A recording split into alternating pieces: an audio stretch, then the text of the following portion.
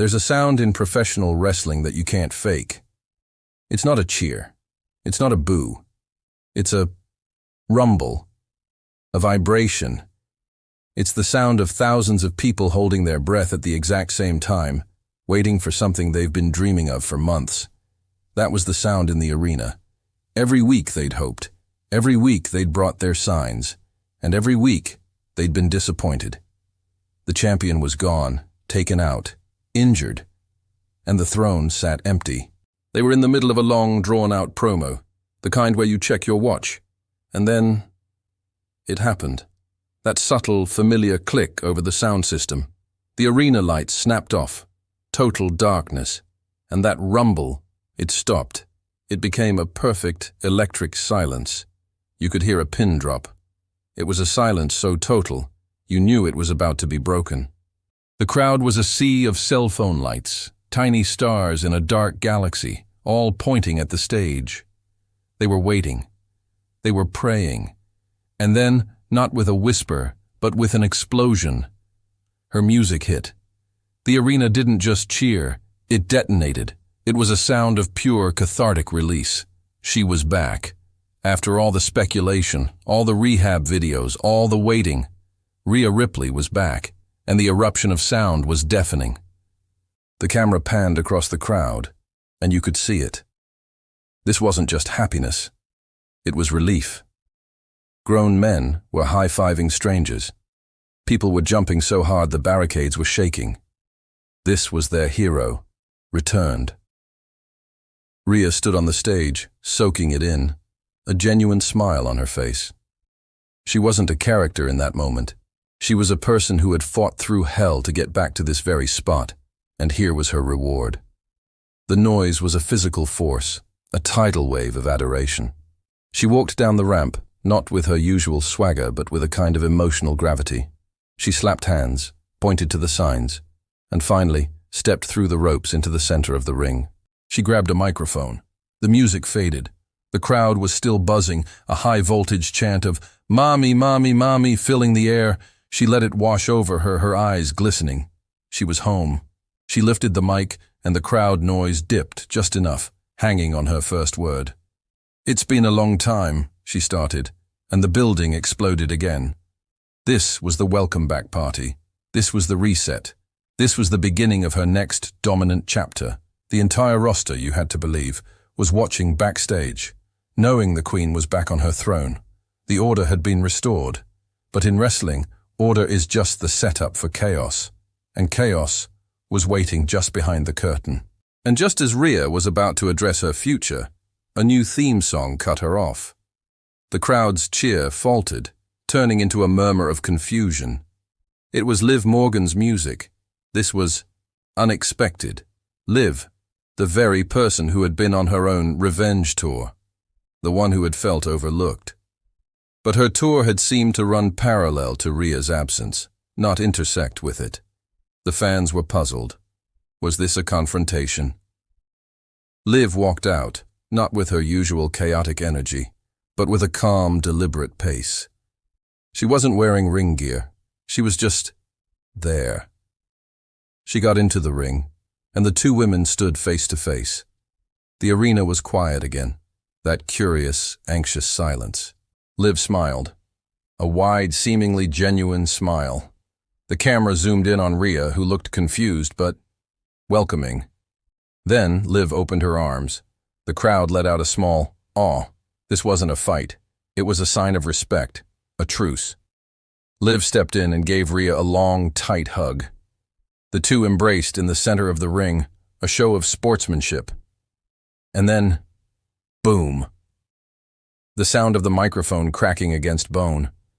Liv shoved Rhea back, and as Rhea crumpled, holding her head, Liv didn't stop. She attacked. Not like a wrestler, but like an animal. It was brutal. It was relentless. The crowd's awe turned into a gasp, and then into a stunned, horrified silence. This wasn't a story. This was an assault. The referees sprinted down the ramp, but Liv Morgan didn't even acknowledge them. She was methodical. She grabbed Rhea by the hair, her face a mask of pure, cold fury, and slammed her back into the mat. The crowd wasn't booing yet. They were just watching, mouths open, hands on their heads. The camera found a young fan in the front row, a Rhea Ripley sign crumpled in her lap, her face just a picture of utter disbelief. This wasn't supposed to happen. This wasn't the triumphant return. This was a public execution. Liv slid out of the ring, her face not angry, not triumphant, but satisfied. Blank. She'd done what she came to do. As she backed up the ramp, the boos finally started. Not the fun, we love to hate you boos. These were deep, guttural, angry sounds. It was the sound of thousands of people feeling betrayed for their hero. Inside the ring, the celebration had turned into a medical emergency. Rhea wasn't moving. The commentators, who moments before had been celebrating, were now speaking in hushed, somber tones. "This is disgusting," one said, and you could hear the lack of performance in his voice. This felt real. The show quickly cut to a commercial break, leaving the entire world hanging on one image. The returned champion, motionless on the mat, and the woman who did it, disappearing into the darkness. The second the feed cut to black, the backstage area exploded. Agents and producers were screaming into headsets. "Is she okay? Was that supposed to happen? Get a camera on Liv now." But Liv was gone. She hadn't gone to the gorilla position where everyone exits. She had slipped out a side door and, according to a panicked stagehand, was already in her car. This wasn't part of the show. Or, if it was a plan known only to her. Other wrestlers, Rhea's real-life friends, were running from the locker room, pushing past producers to get to the ring, their faces etched with genuine concern. Meanwhile, in the executive offices, the reaction was different. The initial shock was replaced by something else. The analytics were already pouring in. The social media engagement metrics were going vertical. The clip of the attack was already at 1 million views, then 2, then 5. It was the fastest spreading clip of the year. The bosses weren't looking at the medical report, they were looking at the numbers. They had a problem. Rhea, their returning star, was potentially re-injured. But they also had a gold mine. Liv Morgan hadn't just made a statement. She had just made the company an obscene amount of money. The locker room was divided.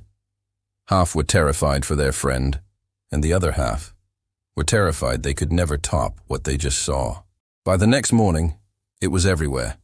It wasn't just on wrestling blogs, it was on mainstream sports sites. Shocking betrayal mars WWE superstars return. The talking heads on sports channels, who usually dismissed wrestling, were analyzing it with grim seriousness. They dissected the hug. They slowed down the footage of the attack. They debated the why. This one moment had transcended the bubble. The company, in a rare move, released a statement. Not a storyline one, but a corporate one. "We are investigating the unprofessional actions of Liv Morgan. Rhea Ripley was taken to a local medical facility for evaluation." This vagueness was gasoline on the fire. Was it real? Was it planned? The lines were so blurred, no one could tell. And that's exactly what made it magnetic. Media outlets were digging, trying to find backstage sources. Reports surfaced of a heated argument earlier in the day. Other reports claimed Liv had gone rogue and off script. This ambiguity was perfect. It allowed everyone to project their own theory onto it. It was no longer a wrestling angle. It was a true crime mystery. And Liv Morgan, silent since the attack, became the most talked about woman in a sport she felt had forgotten her. She hadn't just entered the chat, she had blown up the server. The fan base was at war. Social media became an impossible landscape of theories and allegiances. On one side, you had Rhea's defenders. They were heartbroken.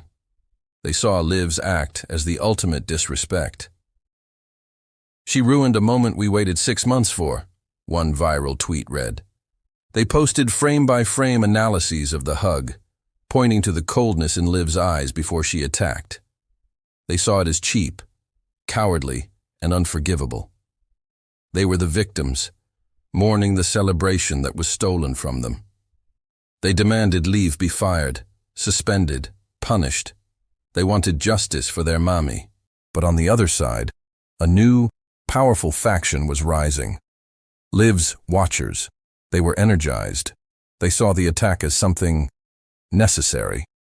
"What did you expect?" Another post shot back. "Rhea gets the spotlight handed to her, and Liv has to take it." They saw the attack as righteous. They saw the hug as a brilliant piece of psychological warfare. To them, this wasn't an assault. It was a revolution. Liv was the voice of the overlooked. She was the one brave enough to do what everyone else was only thinking. This wasn't a heel turn. In their eyes, it was the ultimate babyface move, tearing down the system that had ignored them for so long. We focus so much on the moment, we forget the months that lead to it. For Rhea, this wasn't just a return, it was the finish line of the hardest period of her life. We see the promos, the highlight reels. We don't see the 3 a.m. rehab sessions, the grinding, monotonous, painful work to rebuild a body that had been broken. We don't see the doctors saying, "You might not come back the same." We don't see the psychological toll of sitting at home, watching the show you used to dominate go on without you. That walk down the ramp wasn't just a walk. It was a declaration that she had won that private battle. And that hug, it was, for a moment, a sign of respect from a peer, a recognition of that journey. When that attack came, it wasn't just a physical blow, it was a psychological one. It told her, your journey doesn't matter. Your pain doesn't matter. All that work, it just made you a bigger target. The silence in the car on the way to the hospital. The calls from her family, not asking about the match, but asking, "Are you hurt again?" That one act from Liv didn't just ruin a celebration. It planted a seed of doubt. Was it all worth it, just to be betrayed by the very people you share a locker room with? And what about Liv? This wasn't a crime of passion. This was a masterpiece of calculation. Imagine the patience. Imagine sitting back for 6 months, watching Rhea become a martyr, watching the fans' love for her grow into near mythology. Liv knew she couldn't just challenge Rhea. She couldn't just cut a promo. She had to slay the myth. She had to do it on the one night when Rhea was at her most vulnerable, exposed by her own triumph. She had to wait for the moment of maximum emotional investment from the crowd. The hug was the key. It was the ultimate act of manipulation.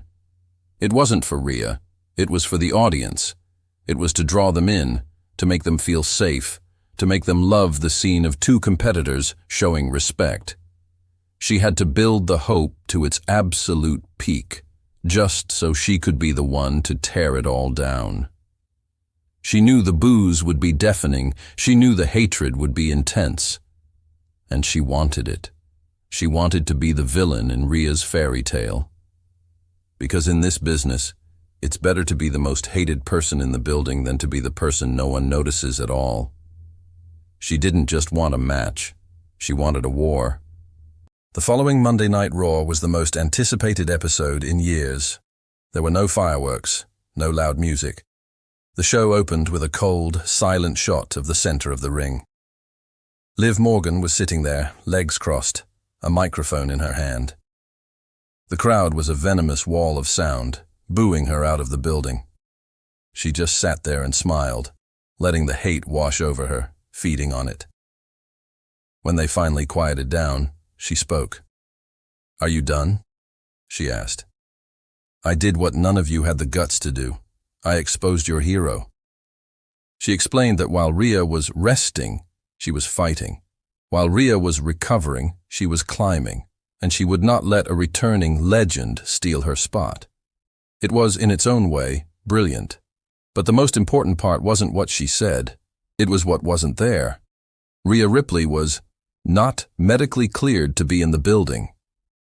In one night, Liv had inverted the entire power structure. She was the one in control. The champion, whoever she was suddenly irrelevant. The only thing that mattered was Liv, and the ghost of Rhea.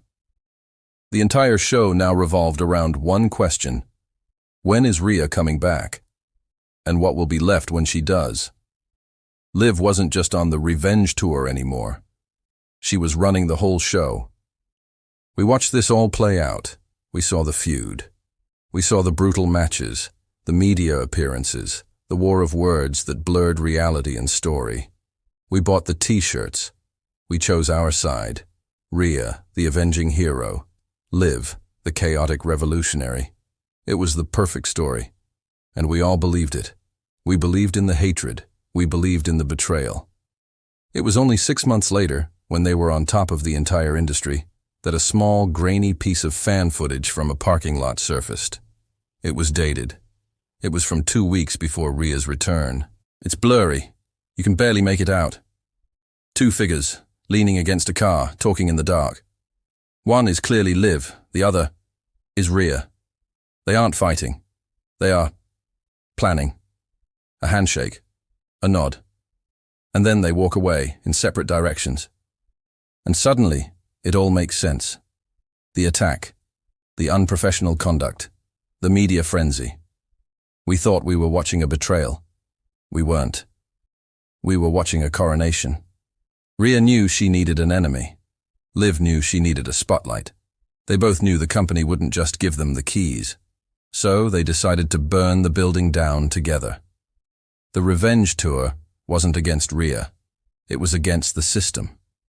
The attack wasn't a betrayal. It was a business arrangement. The greatest trick they ever pulled wasn't on each other. It was on us.